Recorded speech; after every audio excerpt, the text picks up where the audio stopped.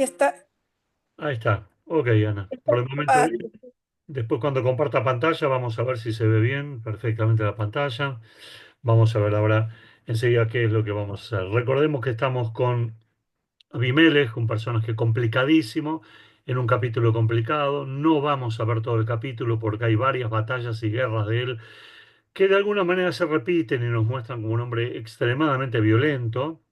Pero sí vamos a ver el final de él y cómo van a continuar los jueces y quién va a venir después en lugar de él. Esto es aún lo más importante. Pero tenemos que ver básicamente quién se le va a revelar y quién va a venir después de él. Pero previamente recordemos que el capítulo pasado nosotros terminamos con el ejemplo de Yotam, de que dio de los cuatro árboles, que para mí son las cosas realmente de los textos del Tanaj más magníficos, una parábola impresionante acerca de lo que significa el poder en el ser humano, la ambición en el ser humano y por otro lado, el no asumir responsabilidades de gobierno, cuando si lo hubieran hecho, se hubieran ahorrado a Abimelech. Y Abimelech como obviamente el prototipo de lo que no debe ser y por eso está puesto. Vamos a compartir entonces la pantalla, avísame después si se ve, Ana. Eh, compartimos aquí. Vamos a bajar esto acá, bajar esto. ¿Se ve, Ana, la pantalla? ¿Sí, se ve? sí, sí, sí, se ve, Ah, perfecto. Muy bien, se muy ve bien. perfecto, sí. Muy bien. Bárbaro, bárbaro. Muy bien, entonces podemos seguir adelante. Ya estamos grabando. Eh, hemos visto la última vez, recordando muy, muy rápidamente la última vez, que Abimelech recurrió a los habitantes de Shem, que era una mezcla de gente no muy de bien, y con esa gente mató a sus hermanos, a sus 70 hermanos, menos a Iotam, que es el que se salvó de alguna forma, ¿sí? Pero los habitantes de Shem van a traicionar a Abimelech y también obviamente va a haber problemas entre ellos. Acá habíamos llegado la vez pasada, donde dijimos y gobernó Abimelech sobre Israel 3 años. Son 3 años de guerra, de constante lucha permanente contra los enemigos cercanos, no son enemigos muy poderosos, son ciudadelas, ciudades, aldeas que están alrededor de la tribu de Efraín, de Menashe, en el Emek Israel, pero de todas maneras dejó su sello combativo, era muy combativo, básicamente Abimelech. Y dice así, y envió Dios un espíritu maligno entre Abimelech y los señores de Shem, y traicionaron a los señores de Shem a Abimelech. Acá la palabra espíritu maligno, esto que nos llama la atención, hay que entenderlo como que realmente Dios generó rivalidad entre Shem y Abimelech para empezar a castigar a ambos por los asesinatos de las 70 personas, de los 70 hermanastros, básicamente de Abimelech. ¿Sí? Para que el agravio de los 70 hijos de Jerubal, ¿sí? Gidón, y la sangre de ellos viniera sobre su hermano, Abimelech, que los mató, y sobre los señores de Shem, que lo alentaron a él y a matar a sus hermanos. O sea, Dios lo que está de alguna manera reflejando acá, que va a traer el mal sobre Abimelech y Shem para que paguen lo que hicieron con el asesinato de 70 hermanos, 70 hermanastros, 70 personas.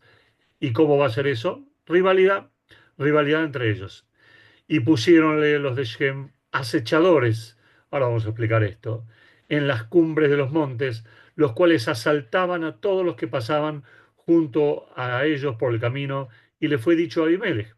¿Qué está diciendo acá? Que los habitantes de Shem pusieron en el camino de las aldeas hebreas que estaban por ahí a ladrones, a gente que cuando iba por los caminos le robaban todo, la saqueaban, ¿sí? Como caminar por alguna calle de Gran Buenos Aires de noche o de alguna ciudad en Capital Federal, algún barrio, etcétera, ¿sí? A los cuales los asaltaban, les sacaban lo que podía. Y ellos se quejaron, por eso dice, le fue dicho a Abimelech, para que Abimelech intervenga.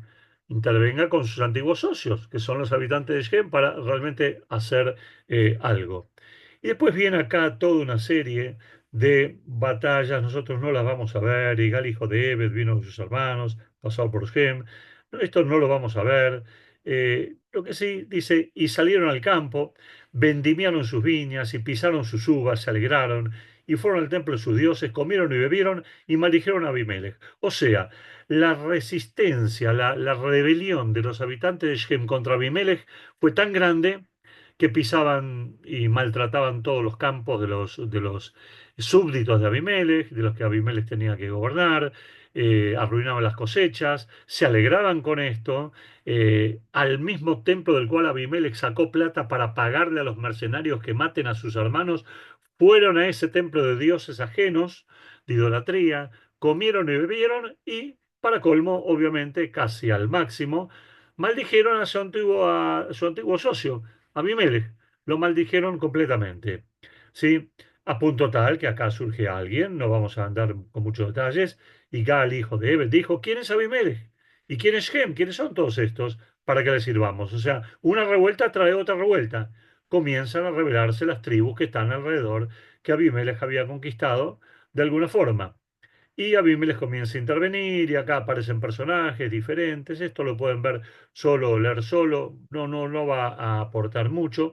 Vamos a ver si el final de Abimelech, de alguna manera, porque acá lo que está diciendo es que conquista varias aldeas, pequeñas ciudades y demás. ¿Sí? Vamos a ver dónde está acá. Un minuto.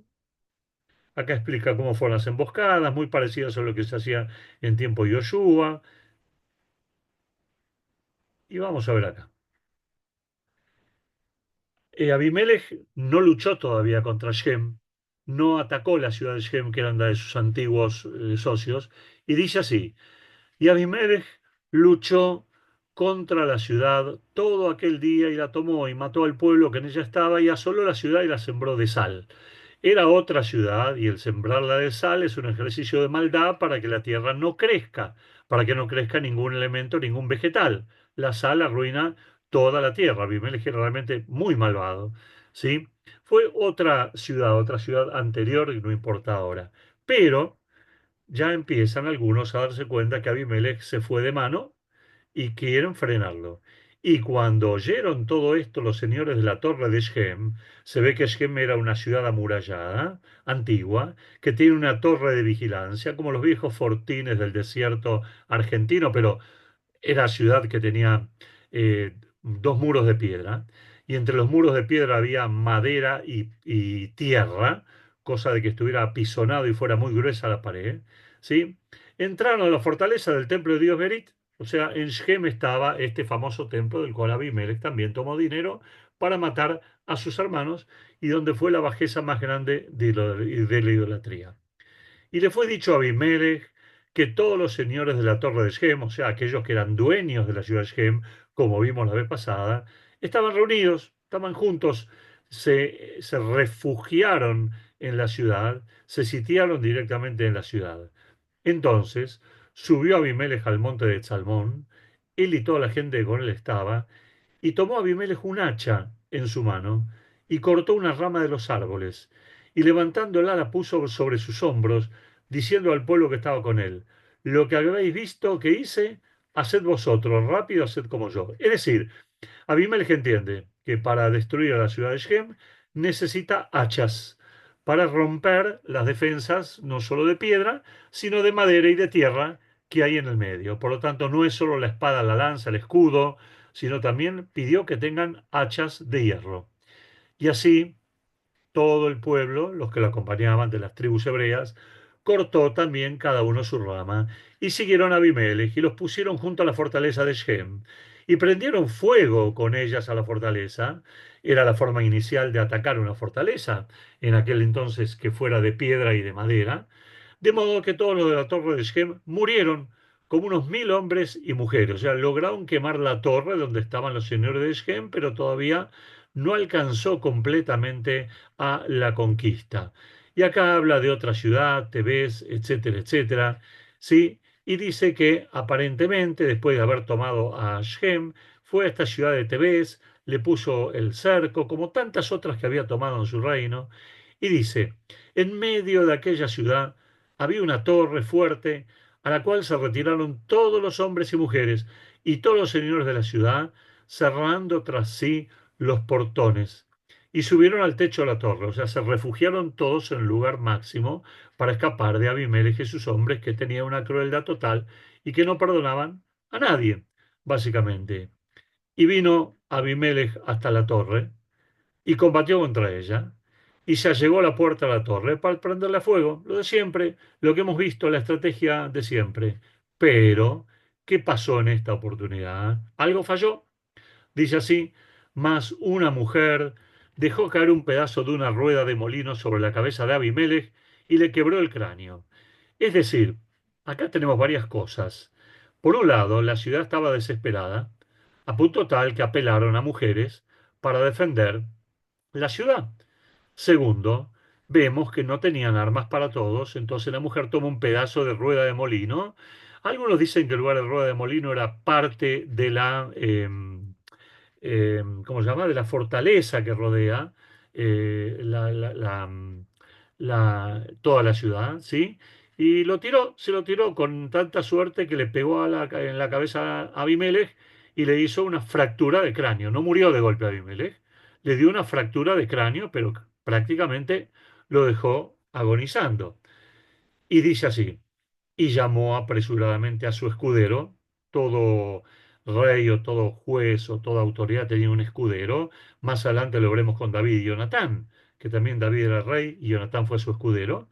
Y le dijo, saca tu espada y mátame, para que no se diga de mí, una mujer lo mató, y su escudero le atravesó y murió. Acá vamos a analizar un poquitito, porque parece muy rara la forma en que Abimelech estaba herido, no sabemos si podía salvarse o no, tenía una herida muy severa en el cráneo, pero con las pocas fuerzas que tenía le pidió a su escudero que lo matara porque se sentía avergonzado que una mujer lo mató o que una mujer lo estaba matando. Es decir, un machismo desesperado, una actitud antigua, ¿sí? Que tiene Abimelech, nos hace vagamente recordar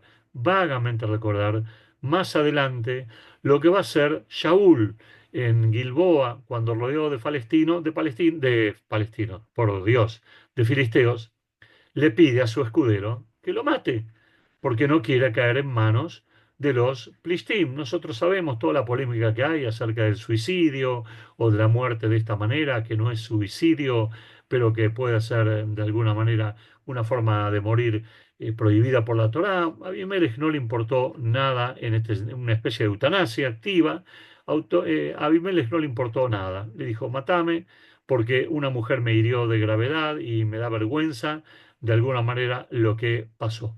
Ahora enseguida lo vamos a analizar un poquitito más, pero simplemente decir que Abimelech, con su orgullo tan gigantesco, con su sembrar la muerte por todos lados, no pudo soportar algo tan sencillo como que una mujer le arrojara una piedra grande y le partiera básicamente la cabeza. Veremos qué dice acá, 54, y dice así. Y llamó apresuradamente a su escudero y le dijo, saca tu espada y mátame, para que no se diga de mí, una mujer lo mató. Y su escudero la atravesó y murió. El texto. Abarbanel se cuestiona acerca de este pensamiento de Abimelech. Sería lógico que se considera vergonzoso que una mujer lo mate en el campo de batalla, pero ¿qué diferencia hay si el que le lanza la piedra desde la torre es un hombre o una mujer? En definitiva, lo mismo. No obstante, si bien no tiene mucho que ver quién le arrojó la piedra, aquí lo que viene a recalcar es la actitud tan poco inteligente de Abimelech, que se veía a sí mismo como un gran guerrero. No obstante, fue tan fácil matarlo que lo pudo hacer aún una mujer que no estaba entrenada para la guerra, lo que dijimos antes. Y lo hizo sin armas letales, sin hachas, sin espadas, sin lanzas, sin escudos, sin nada, sino con instrumentos de cocina. Una muerte tan baja, o sea, se refiere a la piedra del molino, ¿no? Que se usaba como una especie de batidora para moler comida. Una mujer tan baja como la que le dieron a los enemigos de Israel, igual que la muerte que le dio Yael a Sisera. Acá hay una comparación, yo no sé si soy muy partidario de esta comparación, de que Yael eliminó a Sisera. Sisera no se dejó matar, Sisera fue eliminado mientras dormía. Sisera no quiso morir, Sisera quiso de alguna manera sobrevivir, pero Yael fue más astuta. Aquí lo que compara es el rol determinante que tendrá una mujer para la eliminación de Sisera y también la eliminación de Abimelech. Con su padre Gidón son los reyes enemigos quienes le piden a Gidón que lo mate a él para tener una muerte digna. Con Abimelech, en cambio, es él el que le pide un servidor que lo mate. y así no tiene una muerte tan poco digna. Es decir, Abimelech ni siquiera nunca fue digno de seguir el ejemplo de su padre, que fue muy meritorio en vida, pero que al final de sus días derrapó, por así decirlo. ¿Sí? Eh, este hombre es consciente que está a punto de morir y el pensamiento trascendental que se le cruza por la mente es, ¿qué van a decir de él? O sea, ¿hasta dónde llegó el ego? No hay una pregunta, ¿qué hice? Si voy a ir al mundo venidero, no voy a ir, ¿cómo fue mi vida? No se le pasa un balance de la vida respecto a lo que pasó. No sabemos nada. Justamente esto nos demuestra la clase de hombre que era Abimelech, vacío por dentro, poco espiritual, y lo único que le importaba era su honor y lo que dirían de él. Si bien el rey Shaul, cuando lo dijimos, cuando cae herido entre los filisteos en el libro de Shmuel, que es el libro que viene, le pide a su guardia personal que lo mate. Le dice, no sea cosa que venga el enemigo, me traspase ni hagan burla de mí. Allí vemos que la intención de Shaul es que no sea avergonzado el rey de Israel. Por lo menos tiene una justificación, que representa el honor del pueblo y que no decaiga la moral de sus soldados al ver que su rey es descuartizado y hecho burla. O sea que dentro de todo Shaul actuó mucho mejor que Abimelech. No obstante, todos los esfuerzos de Abimelech para que no sea visto que su muerte fue en manos de una mujer, de nada le valió, pues muchos años después aún era conocimiento popular que murió en manos de una mujer, tal como Joab, el comandante del rey David, dice en Shmuel, y será que si se encendiere la ira del rey y te dijere, ¿por qué habréis ido tan cerca de la ciudad para pelear? Saco este un minuto.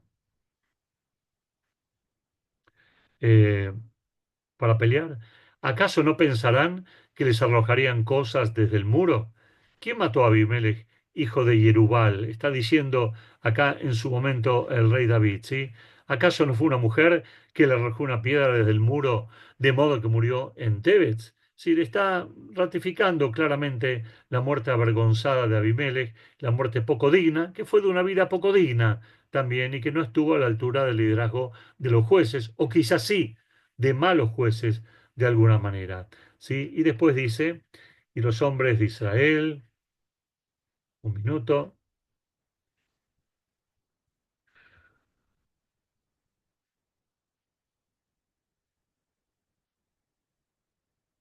y como los hombres de Israel vieron que murió Abimelech, cada cual se fue a su lugar. ¿Qué significa esto? Terminó la batalla, terminó el reinado, terminó la dominación. Vamos a ver cómo esto va a seguir en manos de los enemigos de Israel, porque aquí no hay un triunfo total de Abimelech, dado que ellos vieron que el rey murió, no el rey, Abimelech, el Shofet de aquella época murió, entonces, bueno, cada uno decidió volver a su lugar y sobrevivir como pudiera. Así, y vemos acá la aparición de Dios por segunda vez, sin hablar, lo cual demuestra claramente un distanciamiento de este tipo de personajes terribles que aparecen acá en este capítulo. Así pagó Dios a Abimelech el mal que hizo contra su padre, perdón, matando a sus 70 hermanos. ¿Sí? Acá entonces tenemos, aquí cierra el círculo. Por un lado, Abimelech recibe su justo castigo por lo que hizo, tanto contra su padre al matarle a toda su descendencia, los 70, contra sus hermanos a los que mató de una sola vez, sin que ellos le hicieran nada, como contra el pueblo de Israel, al haber asesinado a sangre fría a tantos hombres sabios, queridos por su gente y con mejores cualidades morales y éticas que él mismo. Abimelech fue una persona amante del poder y hasta el final de sus días no pudo abandonar esa sensación. Por eso el pueblo, después de que él murió, lo abandona, lo deja, se terminó, no quiere pelear más, no quiere ser fruto de un juez que tiene estas características tan nefastas, tan negativas. ¿Sí? Y todo el mal de los hombres de Shem tornó Dios sobre sus cabezas. Ahora es el turno de Shem, los socios de Abimelech. Y la maldición de Yotam, que vimos en la parábola, hijo de Jerubal, vino sobre ellos. ¿Qué significaría acá esto? ¿Cómo se aplicaría la maldición de Yotam? Como vemos acá, veamos acá, y dice, también los hombres de Shem tuvieron su merecido por haber apoyado e incentivado a Abimelech a cometer todo tipo de crueldades y tiranías, sin nunca decirle nada, velando solamente por sus propios intereses mezquinos. Por último, también Dios escuchó las palabras de Yotam, hijo de Gidón, y vengó la sangre inocente que fue derramada, e hizo que la maldición que profirió él en el monte Gerizim se cumpla palabra por palabra. Por un lado, todos los que pusieron a Abimelech como rey fueron muertos a fuego. Los señores de Shem en la fortaleza, del templo pagano Baal-Brit, como vimos, de donde sacaron el dinero para matar o contratar a los matones que hicieron el fratricidio de los hermanos de Abimelech en masa. Por otro lado, la misma gente que lo apoyó fue la que luchó contra él y lo mató. Es decir, llegó hasta lo más bajo de lo bajo, que evidentemente los habitantes de la ciudad de Shem, ya semiderruida, o de una ciudad satelital de Shem, tomaron en sus manos a Abimelech y terminaron con él. Pasamos, Ana, ¿alguna pregunta, alguna duda? Hasta ahora vamos a pasar al capítulo 10, que es muy interesante. Todo bien, Natalio. Ok, ok. Vamos al 10, que es interesante. Vamos a leer el capítulo, como siempre, y vamos a ver una introducción que nos va a explicar un poco este capítulo, que no es tan complejo, pero que merece también analizarse, porque es un capítulo prototípico de lo que van a ser los jueces. Es muy parecido al capítulo 1 o 2 de jueces, pero es como si acá el libro marcara una interrupción. Hay aquí del capítulo 1 al 10 una primera parte del libro y del capítulo 10 hasta el 21 está la última parte del libro, en la compilación del mismo. Me estoy refiriendo de acuerdo a cuestiones temáticas. No es que se acaban los Shoftim, va a haber otros Shoftim, Iftach, Shimshon, tendremos otros Shoftim menores, pero dedicados, complicados también, que ya algo de esto vamos a ver. Pero veremos el capítulo 10 porque hay una severa amonestación de Dios hacia el pueblo de Israel en función de lo que estaba pasando. Vamos a ir al 10. A ver si tenemos buena señal. Ahí estamos en el 10. Vamos a leerlo con tranquilidad. Y dice así. Y después de Abimelech, siempre vemos que cada capítulo cierra como citando al anterior, ¿no? Y después de Abimelech, levantóse para librar a Israel Tola, hijo de Púa, por el momento no sabemos mucho de él, después veremos, varón de Isasjar, de otra tribu, el cual habitaba en Shamir, no sabemos dónde queda esa ciudad, en el monte de Efraín. Es decir, en la zona sí más o menos la tenemos catalogada. Tola, hijo de Púa, aparece citado mínimamente, no, no él, sino su ascendencia en la Biblia. No recuerdo exactamente ahora en qué, cuál de los Nesiim o de qué tribu, pero de Efraín seguro, pero aparece una familia ahí, Tola, hijo de Púa, es decir, estaría siendo conocido. Y juzgó a Israel 23 años y murió y fue sepultado en Shamir. No sabemos más nada de Tola, hijo de Púa. ¿De quién liberó? ¿Contra quién luchó? ¿Qué méritos tuvo para reinar sobre Israel 23 años? ¿Dónde está Shamir? ¿Dónde quedó sepultado? Nada. No sabemos, los comentaristas no pueden sumar ningún dato más porque el texto fue muy pobre. Evidentemente, este juez habrá luchado contra algún enemigo de alrededor, pero habrá reinado en una época de cierta tranquilidad, porque la época de los jueces también lo que caracterizó eran que venían años turbulentos y después venían años de cierta tranquilidad. Se ve que este juez Tola Bempúa pudo de alguna manera obtener años de tranquilidad, pero la tranquilidad se termina pronto, casi, casi automáticamente, como lo hemos visto muchas veces en el libro de Shoftim. Tras él, cuando él murió, se levantó Yair de Gilad, de la ciudad, de la zona de Gilad. Gilad, para que nos ubiquemos, nos tenemos que trasladar al otro lado del río Jordán. Sobre el mar Muerto desemboca un arroyo hasta el día de hoy, y sobre el Kineret, arriba, desemboca el río Yarmuk o un arroyo Yarmuk. Toda esa zona, que hoy sería parte de Jordania, parte solamente, es lo que llama el Gilad, porque pertenecía a la familia Gilad, que había heredado de la tribu Menashe o Efraín esos lugares también. Y él también juzgó a Israel 22 años. Vemos también que es una persona que no aparece muchos méritos, pero sin embargo juzgó a Israel, estuvo, y al decir juzgó, es decir que no solamente impartió Torá, sino también tuvo a su cargo el hecho de conflictos militares. ¿Sí? Eh, este tuvo 30 hijos que cabalgaban sobre 30 asnos y 30 aldeas que llamaron aldeas de Yair hasta el día de hoy, las cuales estaban en la tierra de Gilad. Acá merece algún tipo de explicación porque es confuso, porque la única descripción que nos da sobre sus 30 hijos era que mal económicamente no les iba de ninguna manera. ¿Sí? Y dice así, eh, además, dice así, este tuvo 30 hijos que cabalgaban sobre 30 asnos y tenían 30 aldeas que se llamaban aldeas de Yair, hasta el día de hoy, hasta el día que se escribió el libro, los cuales están en la tierra de Gilad, la tierra que recién explicamos.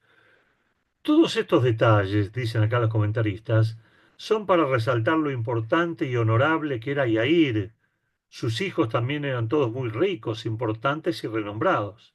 Abarbanel y Radak, los dos comentaristas principales de aquí, sugieren que tal vez ese fue el motivo por el cual lo pusieron como líder, tal como dijimos en el comentario a la parábola de Yotam. O sea, el pueblo entendió o aprendió que tenía que poner un líder que no sea un árbol de espinas, que no sea una vid, que no sea una higuera, sino que sea un olivo. Y aparentemente Yair reunía ciertas condiciones de todos estos árboles sin llegar a ser un olivo, que era el árbol más prestigioso de todos, que se llamaron aldeas de Yair hasta el día de hoy. Abarbanel le explica que si este Yair fuera el mismo Yair, hijo de Menashe, que fue citado en la Torá en Bamidbar, diciendo Yair, hijo de Menashe, y fue y conquistó las aldeas de la tierra y las llamó aldeas de Yair, eso quiere decir que ese hombre vivió más de 300 años.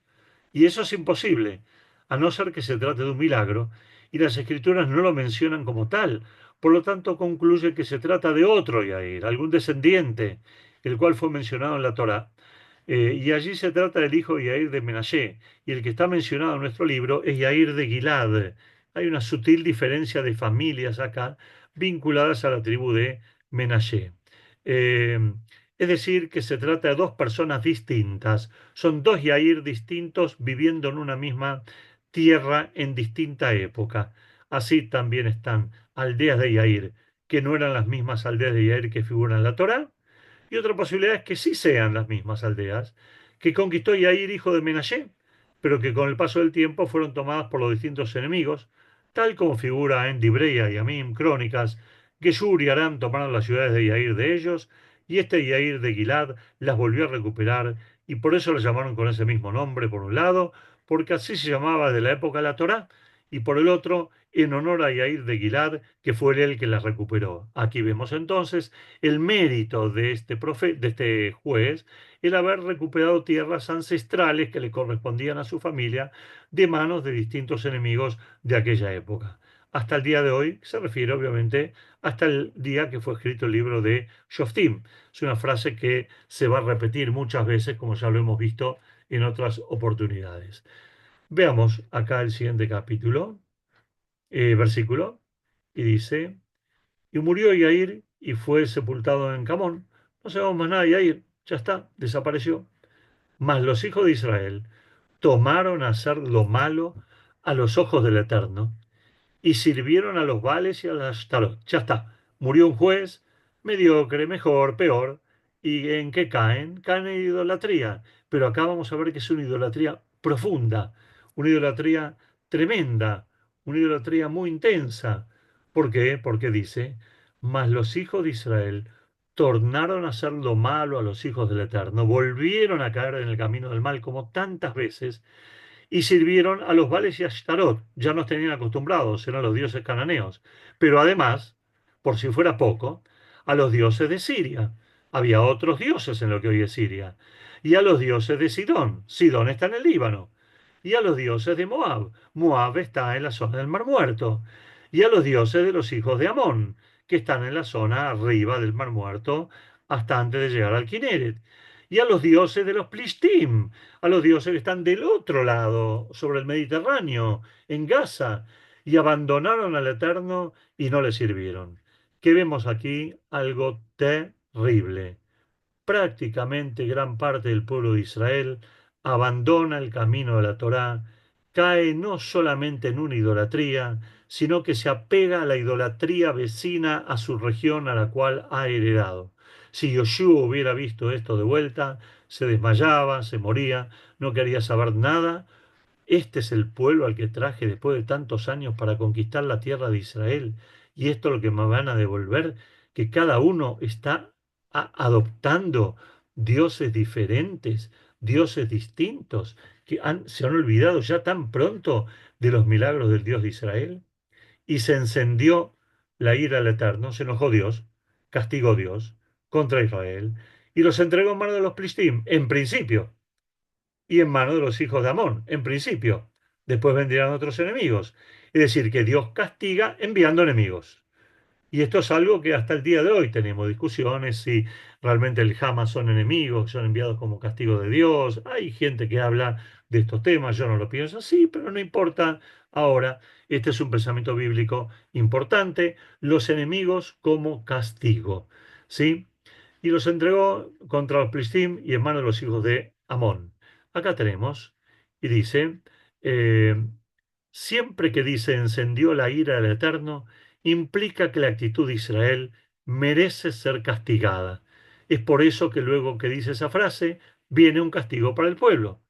Los Plishtim, sabemos, habitaban principalmente la zona costera, donde hoy es la Franja de Gaza en parte, y presionaron al pueblo desde el lado oeste, mientras que Amón presionaba al pueblo hebreo por el lado del este, o sea, los Plishtim desde el mar del Yam Tijón, los amonitas desde el río Jordán. Así como una especie de sándwich hacían del pueblo de Israel. Tal como el pueblo de Israel sirvió a los dioses de todos los pueblos de alrededor, así ahora son presionados por todos los lados. No solo el pueblo de Israel ya había caído en idolatría con los pueblos con los cuales estaba viviendo, sino también que la presión de los Plishtim y de los amonitas, que aprovecharon la debilidad militar de las tribus hebreas, gravitó profundamente para que los hebreos se idolatrizaran con otros dioses de otros pueblos, lo cual era sumamente grave. En la antigüedad, los pueblos no siempre estaban bien organizados, ni contaban con ejércitos permanentes y entrenados para la guerra. Israel, en la época de los Shoftim, eran básicamente campesinos, lo sabemos, que cada cual labraba su tierra y tenían un pequeño clan familiar. Amón, en cambio, a pesar de que era menos en número que el pueblo de Israel, los amonitas, no obstante, estaban bien organizados y entrenados militarmente. Hacía años que luchaban contra los nómades y los saqueadores del desierto. Es por eso que pudieron someter a Israel rápidamente. O sea, esto explica por qué un pueblo tan pequeño como Amón termina sorprendiendo y dominando a Israel en esta época claramente de los sucesores de Abimelech. Si bien en este versículo habla en forma general y pareciera que se está refiriendo a que todo el pueblo de Israel estaba bajo el acecho del enemigo, el próximo versículo veremos que la situación era más apremiante. No era sobre todo Israel, sino más bien sobre las tribus que habitaban en la zona noroeste del país. Era la zona más fértil, más rica, más importante, más desarrollada, que era la zona del Emek Israel, como conocemos hasta el día de hoy. Es ahí donde se da el principal núcleo de idolatría.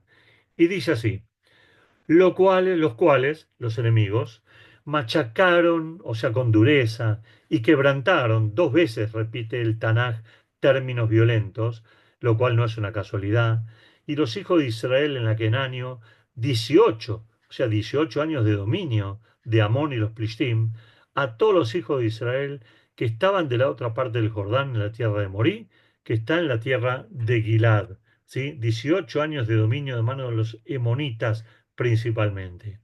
Y los hijos de Amón pasaron el Jordán, como pasó Yoshua, cruzaron, para hacer también la guerra contra Yehudá, que está más al sur, y contra Benjamín, que está arriba de Yehudá. O sea, vemos que la guerra se extendió sobre casi toda la heredad de la tierra de Israel. Y fue la casa de Efraín, y fue Israel afligido en gran manera. Y la casa de Efraín, la tribu de Efraín, intentó ayudar a Yehudá, pero fue vencido de gran manera. O sea, que tampoco tuvo muchas chances ante enemigos tan poderosos que manejaban el hierro, las carrozas, las armas de hierro, etcétera, etcétera. ¿Sí? Y los hijos de Israel, ahora viene la Teshuvá. Después de que hicieron todo lo que hicieron, después de que murieron los jueces, después de que cayeron en lo más bajo de lo bajo, con toda la idolatría que podía ser al máximo eterno, como si pusiéramos delante de nosotros un montón de estatuas budistas para venerar. Y los hijos de Israel clamaron al Eterno. Ahí sí, protestaron, lloraron, hicieron tefilá al Eterno, diciendo, nosotros hemos pecado contra ti. Piduy, confiesan. Nos equivocamos porque hemos dejado a nuestro Dios, a ti, y he servido a los vales. La palabra vales acá incorpora a todo tipo de idolatría.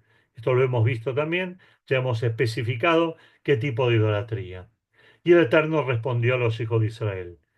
¿Acaso no habéis sido oprimidos por Egipto, por los Emorim, por los hijos de Amón, por los Plishtim? Dios les está reprochando. ¿No alcanzó con todo el castigo que los he dado a ustedes después de la salida de Egipto con tanta rebeldía? ¿No cayeron en manos de enemigos? Cuando cruzaban el desierto no estaban los Emorim y los hijos de Amón, y también más adelante se encontraron con los Plishtim. Si tuvieron bastantes enemigos por los Sidonim, o sea, los habitantes de Sidón en el Líbano, por los Amalequim que vivían en el Negev, y por Maón, han sido oprimidos y clamaron a mí y os he librado de sus manos. Pero yo me pregunto, ¿tengo que librar de las manos de estos enemigos que los acechan ustedes, habiendo sido ustedes tan poco fieles como pueblo?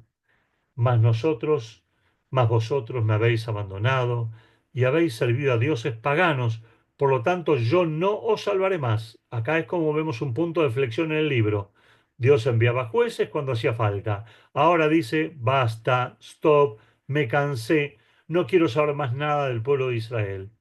Id y clamar a los dioses. Esto es un mensaje metafórico. Si Dios sabe que los dioses no existen, id y clamar a los dioses que os habéis elegido. Ustedes eligieron a Baal, eligieron a los Plishtim, eligieron a otros dioses de esos lugares. Bueno, vayan, vayan, que esas estatuas paganas los salven, ¿sí? Yo no los voy a salvar más. Id y clamar a los dioses que os habéis elegido y que ellos os libren en los tiempos de vuestra aflicción. Yo no acepto vuestra teshuvá. Vayan y vean y pacten con el enemigo a ver qué es lo que el enemigo puede hacer. Y los hijos de Israel respondieron al Eterno, hemos pecado, insisten, porque no pueden soportar el veredicto divino. Haz tú con nosotros como bien te pareciere, están sometidos, rendidos. Libéranos, por favor, en este día, pero trata de enviarnos a alguien para que nos libere de este día dominoso, de opresión, de angustia y quitaron de entre sí los dioses paganos, o sea, por su propia voluntad, desalojaron de sus casas a los dioses paganos y volvieron a servir al Eterno, ¿sí? Y su alma fue angustiada a causa de la opresión de Israel. Y clamaron los hijos de Amón y acamparon en Gilad, juntáronse a sí mismos los hijos de Israel y acamparon en Mitzvah. Ahora vemos que los hijos de Israel estaban más organizados después de hacer Teshuvah. Y dijo el pueblo, y aquí vamos a terminar, ya estamos casi al minuto, y estamos terminando el Pérec, y dijo el pueblo, los príncipes de Gilad, uno al otro, ¿quién será el hombre que comenzará a luchar contra los hijos de Amón? Él será el jefe sobre todos los habitantes de Gilad. Esto lo vamos a saber en el capítulo 11, cuando elijan a Iftag. Veremos por qué Iftag, qué méritos realmente tiene Iftag. Acá dejamos de compartir. Pregunta, Ana, pregunta o algunas dudas que tengas en este menos de minuto que Todo queda. bien, muchas gracias. Todo Perfecto. bárbaro. ¿Se entiende? ¿Se Muy entiende?